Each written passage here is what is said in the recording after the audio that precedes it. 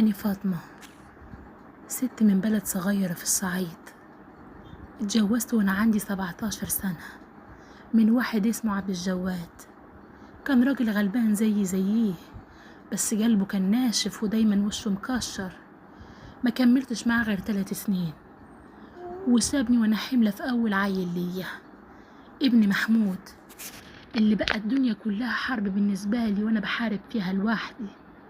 كنت بشتغل في الحجل وفي الأرض، واشتغلت في بيوت الناس أغسل وأكنس وأعجن، وكل شغلة تطلع قدامي أعملها. كنت بقول المهم ابني ما يحسش بالحرمان. كنت لما أرجع بالليل ألاقيه نايم على الفرشة الصغيرة وشه منور كأنه ملاك. كنت أبصله وأقوله يا رب يا رب يكبر ويكون سندي. فاكر أول يوم دخل فيه المدرسة لبستله جلابية صغيرة جديدة، رغم ان هي كانت غالية عليا، بس قلت لازم يفرح. مسكت ايده ومشيت معاه، هو كان فرحان ولا دموعي نازلة. المدرس اول ما شافه قال له ده ابن فاطمة، ربنا يجعله منور زيها.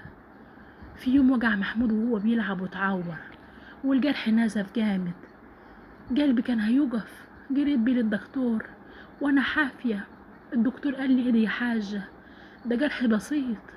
بس انا ما قدرتش انام طول الليل، كنت قاعده جنبه امسح في دموعي واقول له ما تخافش يا نور عيني، ما تخافش يا حبيبي، انا جنبك. محمود كان شاطر في المدرسه، بس ساعات يزوغ ويجري يلعب مع العيال. انا ما كنتش ازعج له، كنت اروح ادور عليه في الحاره واجيبه بايدي.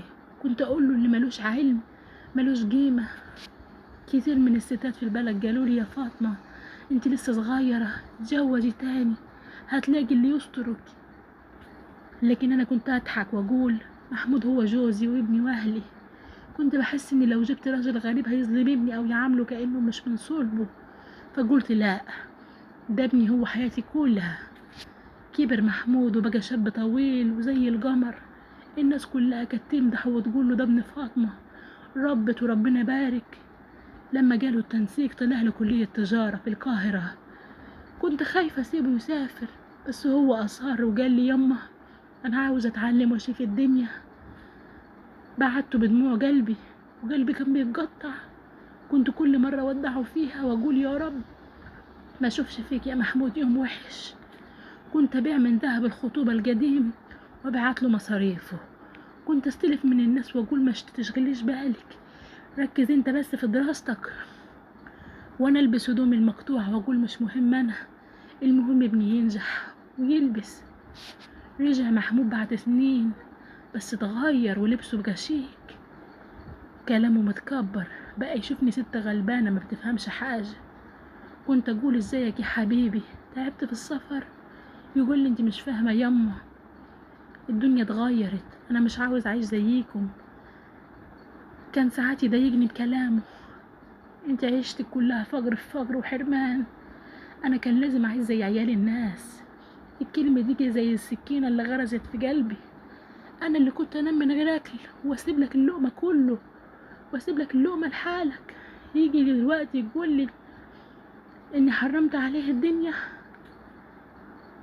محمود اتجوز بنت من القاهرة، بنت جميلة بس متكبرة. من اول يوم دخلت البيت حسيت انها مش بتحبني. كانت تقول لمحمود انت ليه مخلي امك قاعدة معانا، مش كان لازم تسيبها في بلدها؟ ومحمود بدل ما يوقف لها عند حدها ويوقفها عند حدها كان يسمح لها تقول لي كل كلام. مرة كنت قاعدة على الأرض بعجن عيش، دخلت وقالت ايه الريحة دي، أنا مش متعودة على كده. بصت لها بابتسامة وقلت لها ده عيش بلدي يا بنتي، ريحته بركة. ضحكت بتريقة وقالت احنا مش محتاجين عيش بلدي. أصعب يوم في حياتي لما محمود وسط كلامه قال لي يا أمي أنا ما ينفعش أعيش حياتي كلها خدام ليكي، انت عملتي اللي عليكي، خلاص سيبيني أشوف مستقبلي. الكلمة دي كسرتني. انا اللي كنت اقول له انت دمي وروحي، هو اللي شايفني حمل تقيل عليه. دخلت اوضتي وقعدت اعيط لحد ما الفجر اذن. كنت اقول يا رب انا ما طلبتش غير رضاه، اللي بيبعد عني كده. عدى الزمن وانا كبرت، جالي مرض في القلب، رحت المستشفى لوحدي، محدش سأل عني غير جارتنا ام حسن. محمود ما كانش يعرف ولا حتى مراته. بعد فترة جاله خبر من البلد اني تعبانة، جه يشوفني في المستشفى. اول ما دخل شافني نايمة على السرير ضعيفة، شعر ابيض ووجهي هزيل، دموعه نزلت، مسك ايدي وقال لي سامحيني يما، انا غلطت. انا بصيت له بابتسامة وقلت له يا ابني، يا ابني الام بتسامح قبل ما الواد يغلط، بس افتكر ان اللي ينسى امه ربنا بينساه. محمود خرج من المستشفى هو متغير، بدأ يزورني كل يوم ويسمعني ويحكي لي، بقى يجيب لي حاجات صغيرة افرح بيها. كنت حاسة انه راجعلي، بس جوايا جرح عمره ما يتلم ابدا. انا مش هحكي القصة دي عشان اقول ابني وحش، لا، انا بحكيها عشان كل شاب يفهم ان امه عمرها ما هتتعوض.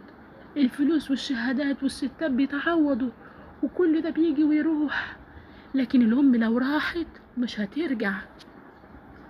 فلو امك لسه عايشة اجري عليها، بوس ايديها ورجليها وحطها وحط راسها في حجرها، راسك في حجرها. ما تنساش لو حد ما تلاقي ما تنساهاش لحد ما تلاقي سرير المستشفى هو اللي يجمعك بيها.